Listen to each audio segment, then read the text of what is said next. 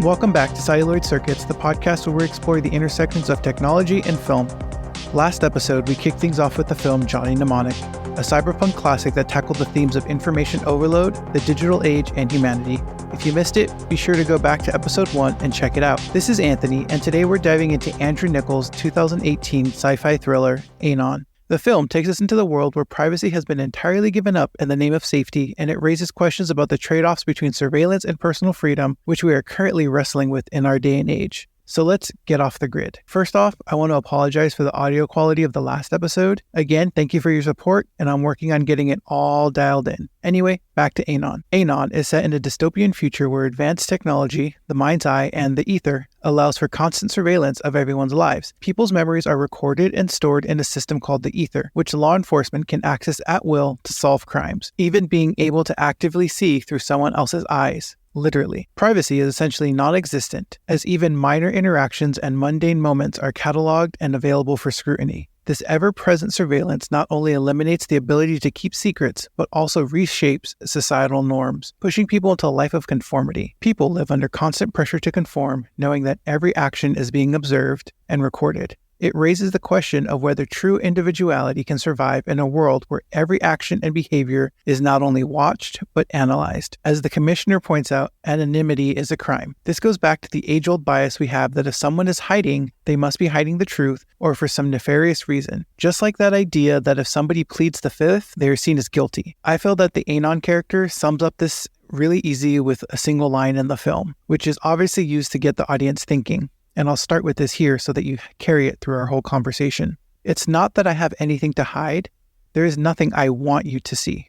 The story follows Sal, played by Clive Owen, a detective in this hyper-surveilled dystopian society, whose son passed away in a tragic accident, and Sal is still trying to cope a la Tom Cruise Minority Report style. Speaking of which, this film shares a lot of similar themes. Differing technology, of course, maybe a future episode. Maybe. Anyway, Sal is investigating a string of murders where the killer appears to have hacked the ether, disguising their presence by hijacking the victim's mind-eye, a term used in the film, and so the killer is never seen by the victim, which also leads to a panic in the victim as shown in the film. I think I'd be panicked too if I saw myself with a gun pointed at me. But more importantly, the killer is also able to delete their metadata, enabling them to not only be seen in the metadata, but of the captured record of that metadata. The investigation leads Sal to the girl, played by Amanda Seyfried, a mysterious figure who operates outside the system. She specializes in removing records of minor crimes that people do not want others to see, leaving no proof of these infractions. So time for a little bit of crunch. So what is metadata? And no, this has nothing to do with Facebook, but don't worry Facebook, we'll get to you in a minute. The simplest definition that I can give is that metadata is data about data. Make sense? Okay, moving on. Just kidding. I mean, that wouldn't help you guys at all. Think things like file size, author, date created, date modified, location of when the data was created. These are all examples of metadata that can help us classify whatever file that is. Now that we kind of have our feet wet, let's dive into some of the interesting bits from the film. The first, and this is more of an aesthetic viewpoint, is everything just seems to be so brutal. The buildings are all square, the film has a gray look to it, all clothing is devoid of color. Even the augmented reality overlays are bleak. They're very plain, they're very minimalistic. The advertisements, which are normally full of color, are simple black outlines, showing how this technology has pressed all aspects of society into a very bleak conformity. The Aether looks more like a wireframe model of an application, almost as if the design was to remove all clout and clutter. The two pieces of tech that this film revolves around and that we've previously discussed are the mind's eye, which is essentially just augmented reality, as well as a very distributed cloud storage system known as the Ether. So let's start with the very sophisticated and very integrated mind's eye. In the film, we learn that the mind's eye is what records everything into the Ether. However, this is not a simple storage device. The mind's eye technology as seen in the film seems comparative to a cell phone, as we see people going about their daily lives as they would use a cell phone. They can use it to make payments, as when one detective pays for his hot dog. People can use it to call one another using video calls, send messages. They can browse what appears to be message boards, check stock prices, as well as even play video games. This seamless integration of augmented reality into daily life feels futuristic, but really seems to be more of an evolution of where we are going in our ever-connected society. I want to go through a few of those features and see how they're presented in the film, but I want to start with how the film opens up. We see Sal's point of view, and we see that the mind's eye has built-in augmented reality overlays because if it was virtual reality, we would not see the meat space behind the overlay. These overlays show advertisements and even have included recognition software, or recog, as mentioned in the film. This recognition software analyzes everything from cars on the streets to people's identifying information, name, occupation, etc. I assume because Sal is a police officer, he has access to this level of information and that not everyone can see all info about another individual unless they choose to share it. Again, though, this is all speculation. This mind's eye is seemingly embedded into people's everyday lives, so much so that advertisements can only be seen when viewed through the mind's eye. Turned off, then the advertisements go away and none can be seen in the real world in their place. And as we know, companies are all about the bottom line. They would not invest so heavily in this area of advertisement if the returns were not worth it. This technology must be implanted very early on in life, maybe even at birth, or maybe even implanted or bioengineered in the womb. This is my best guess, as the film does not really go into this. Why I think this, though, is because of one scene in the film. They bring up the POV of a baby to see another angle of a shooting. The infant is fairly young, so it is safe to assume that they are both born with or implanted very young. This gives us a further look into other features of the mind's eye as well. While we're looking through the infant's POV, we also hear a lullaby playing in the background. And if you look into the bottom corner of the infant's mind's eye, there is a representation of a tape playing that lullaby. And based on the footage in the film, you can also hear the audio from the lullaby. The device must interface with the audio area of the brain to stimulate it to hear that specific piece of music. There are multiple instances of this, of audio being heard from either a memory, advertisements, and even when the kid is playing a video game using his mind's eye, the gunshot is only heard on the user's end, which makes for a quiet and eerily silent world. One question the baby scene brings up is the security concept of authentication and authorization. Basically, who are you and what do you have access to, either based on your account or whatever role your account is placed in. I am assuming, again, assumption, that this infant would not be able to control their own mind's eye. Maybe they can, who knows? So that begs the question, are the parents able to control it? Are they the ones that started putting on the music? I mean, who else would turn on the music for their infant? This also goes deeper as what other privileged access do parents have over their children's mind's eye? It looks that as adults, one needs to ask permission to share memories or files for simplicity. But parents may also have the authority due to their role as a caregiver. Do parents then have to sign waivers when their students go to school? And does the teacher have access to students' mind's eye? Who knows? This is all best guess. I mean, do students have to turn off their mind's eye in class? Again, best guess. I can't imagine what that would do to the psyche of a child, knowing that I'm always in a constant state of surveillance. We know that as police officers, the detectives can retrieve recorded events from the ether. From an IT perspective, there has to be some system admin out there who has to go into some account management system and add Sal's unique ID into the police officer role, which would already be configured to give Sal a proper authority or authorization to view these files. This also leads to the key flaw that is exposed in the film. A hacker breaks into the system and gives himself not only privileged read access, but write and edit access as well. This allows him to implant himself into the investigation for the mysterious Anon girl. He uses this access to plant information that the police commissioner has worked with this individual before and to recommend him to work on this particular case. If all the information is stored in one central location with limited safeguards, this is a single point of failure for the whole system. There is also the issue with data backups. When Sal's memories of his son are erased, how come there was no air-gapped backup or even a hashing system to verify file integrity? Unless, of course, this hacker had complete admin access, which again is bad security design. And back to data integrity. There is no system in place to maintain data integrity or verify the integrity of data. And there's this thing called the CIA triad. And no, I don't mean the Central Intelligence Agency, but it goes like this. It's 3 tenets of cybersecurity: integrity, confidentiality, and availability. Anon is visual proof of the dangers of trading personal freedom for security and transparency. The idea is that if you're always being watched, then you or others will be less likely to commit a crime. Really, this is only a deterrent as there are not protections in place to stop the user from performing a specific criminal action, which is evident in the scene when the gun nut who was drinking and browsing Second Amendment forums shot an unarmed man.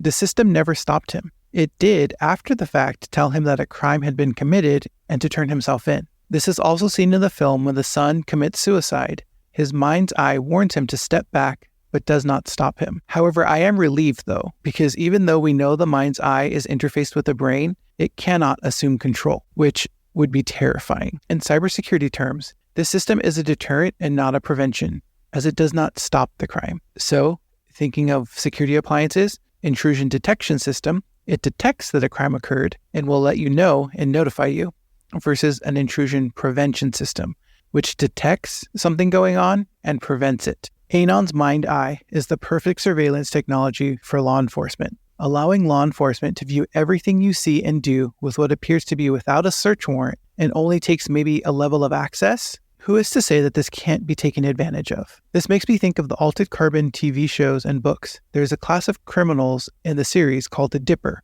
where they access people's memories as they're being backed up, dip in, and pull out information and sell it as an exclusive look into this person's life. Obviously, this is done with celebrities and public figures. Obviously, it's never gone through in this film, but who is to say that this is not some type of crime that happens? I'm sure, as we are now, with people wanting to keep up with the latest celebrity scandal, that in the future, people are going to want to reveal what these darkest secrets are for these public figures and celebrities. Again, this is all about giving up the right to decide what you share because it's all shared. I mean, even Amanda Seyfried's character seems to have more values than the police, and she states that she will only look at what her client wants them to, whereas the police seem to have carte blanche in what they can see and what they don't, or choose not to, as is the case when Clive Owen is investigating the theft of a bracelet and chooses to ignore the fact that she saw the maid steal it, but it's okay because she used it to pay her rent. And I am sure that when this system was being implemented, there were talks of transparency and accountability, but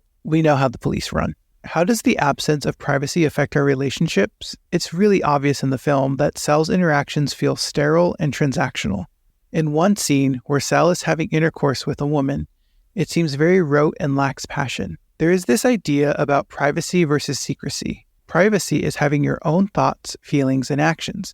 It's the ability, or really the right, to be alone when needed and choose what, when, and who you share your ideas with. I feel that secrecy is what this technology was trying to address, as in, if you want to spread lies, you will be caught, or if you are trying to hide something intentionally, that is secrecy. But what this society has really given up is their privacy, and in essence, their individuality. The second critical piece of technology for this society is the ether, a distributed storage, content delivery, and even internet-style network that houses all of these individuals' recorded daily life and metadata. This storage network must be complex and have very accurately defined metadata to locate these individual files, as it does not take long to retrieve these files, and I call them such not only for the simplicity, but also because in the film, when someone dies, it literally says end of file. In the film, the users are able to interact with the ether to browse discussion forums, play video games, make phone calls, and while we do not get to spend that much time in it in the film, it is implied that there is more there to explore, as Anon herself says she prefers it to the meat space of the real world. Imagine if you could pull up the internet in your head and look something up on the fly by just thinking about it, or pay a friend nearby simply because they're nearby. On the hardware side of things, this storage network must be robust and distributed and replicated across various areas to make that content be delivered very quickly. I mean, just looking at the read speeds that appear in the film, there has to be storage networks close by, unless the transmission technology is that much greater. And again, this is science fiction and it's all speculation. Let's continue with some of that speculation. We see that people's lives are recorded until the moment they die. There must be receiving nodes from the ether everywhere. And if they're not, there has to be a strong enough transceiver in the human's body to facilitate this data transfer. And as we do not see lags or waiting periods in this data, it must be pretty instantaneous. And again, we don't see people trailing wires attached to themselves, so we do have to assume this is all some form of wireless technology. Anon is not afraid to tackle the real-world debates about data breaches, government overreach, and the ethics of mass surveillance. It poses the question, Does perfect safety make us safer, or does it simply make us more susceptible to exploitation? The film critiques the assumption that transparency automatically equals morality. Crimes still occur regardless of this transparency. The maid knew that her file could be retrieved, and yet she still stole that bracelet, and also the gun nut knew that everything he did was being recorded, yet he still continued with the crime. And this all challenges the idea that making all information visible leads to a fairer or more ethical society. Again, because it's not fair, as we know that the maid versus the socialite, that we still have economic disparity. The film also likes to point out that transparency can often serve as a tool for control rather than accountability. And this is seen as when the commissioner is really adamant about getting the girl because it will hinder their expansion into smaller minor crimes. The film depicts a system where those in power have unrestricted access to private lives. The film mirrors concerns about how governments and corporations use data to influence behavior, enforce conformity, and suppress dissent. Think about how much of our lives is already cataloged online. Our photos, our conversations, even our locations. I mean, you can do this for yourself. If you have an iPhone, look at the significant location feature within your iPhone. Social media platforms routinely harvest personal data, creating detailed profiles of users that are then sold to advertisers. The cost of doing business. Again, remember, if you're not paying for something, you are the product. For example, back to Facebook. The Cambridge Analytica scandal exposed how data collected from Facebook users was exploited to influence political campaigns. Similarly, the increasing use of geolocation tracking in apps has raised concerns about how this information could be used beyond convenience, such as for targeted surveillance or manipulative marketing. I don't need Clash of Clans to know where I am to play Clash of Clans. The girl, Anon, who exists outside of the system, is seen as a threat, but her role raises ethical questions. Is she really a criminal for protecting her privacy, or is she a rebel against an oppressive system? Her being anonymous gives her agency in a world that denies it to everyone else, allowing her true freedom and individuality. Ultimately, Anon doesn't provide answers, but it does get us to think. And that's what makes it such an intriguing film. It forces us to confront uncomfortable truths about our relationship with technology. How do we balance the need for security with the right to privacy? Is the cost of safety worth the erosion of freedom? These are questions we're grappling with in our own world, making Anon not just a piece of speculative fiction, but a good look into our potential future. If we don't stop to analyze the choices we're making today, we will see ourselves in the future of Anon. Thank you for tuning into this episode of Celluloid Circuits. Next time, we'll be continuing our conversation about data privacy and technology with the film, The Circle. You won't want to miss it. If you enjoyed this discussion, don't forget to subscribe, rate, and leave a review. I'd love to hear your thoughts on Anon, or any other films you think we should cover, or any previously cut films we have covered. You can reach me on my website, riosdoesit.com, which has links to all my various socials, or through the podcast website. Until next time, stay curious, and remember, the future is only a reel away.